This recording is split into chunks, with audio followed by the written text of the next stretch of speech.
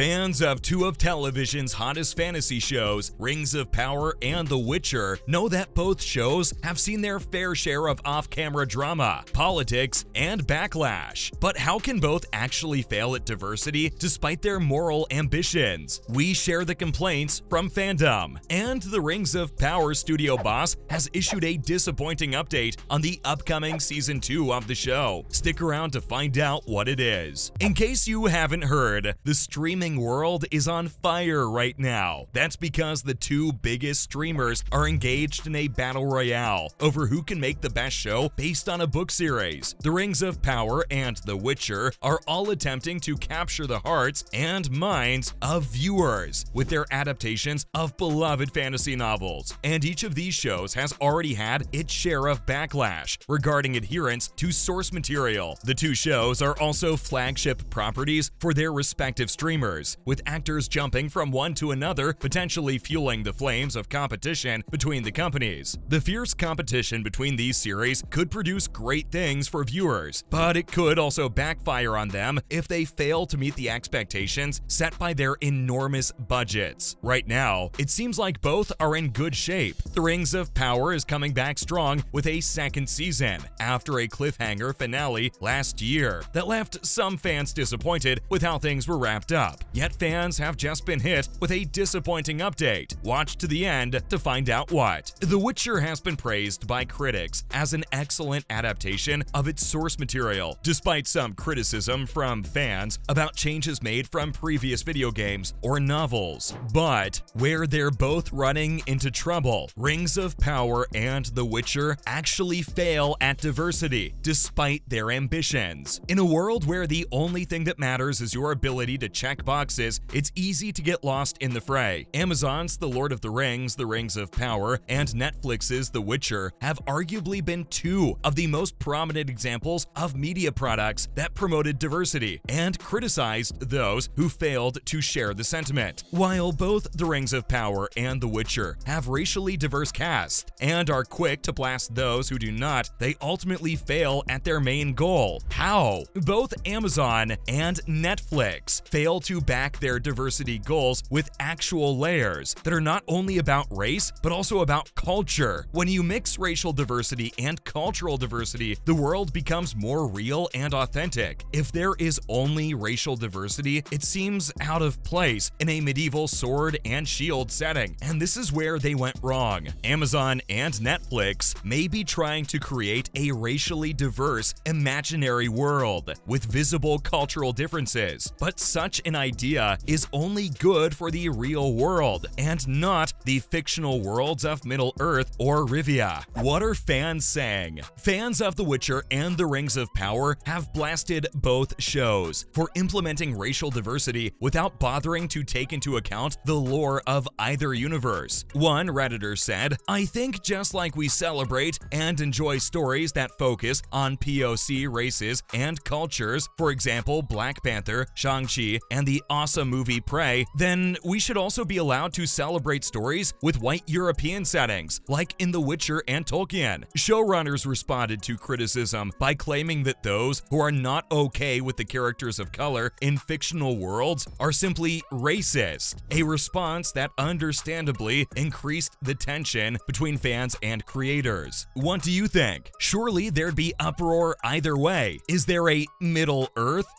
ground? Fantasy fans are about to see a familiar face from the two shows. Variety reports that Yesen Atur, who plays Cohen on Netflix's The Witcher, has joined the cast of Lord of the Rings, The Rings of Power. Atur is one of 7 new recurring characters coming to The Rings of Power's second season, as the Amazon show looks to raise its profile. The Rings of Power showrunners John D. Payne and Patrick McKay have been mindful of their audience's response to the series. They also stated that season 2 would accommodate the audience's reaction, but they would not overcorrect their course. The Rings of Power debuted 4 months ago and has been a big hit with viewers. Despite its nearly $500 million price tag, Amazon seems pleased with the numbers the first season put up, claiming the show has been seen by over 100 million people. Amid reports of underperformance, Amazon Studios is moving forward with a second season of the epic fantasy series. What might happen in Rings of Power Power Season 2. So far, just one confirmed detail about the upcoming season has been released. Prime Video has announced that Círdan, one of the oldest and wisest elves, will be joining the story during Season 2. Although the role has yet to be cast, Círdan is going to be playing an interesting part in Middle-earth's history. In the Second Age, Círdan and his people founded the Grey Havens, where they built ships that sailed to the Undying Lands carrying elves. Círdan, blessed with the gift of foresight and wearing the elven ring, Narya, fought alongside High King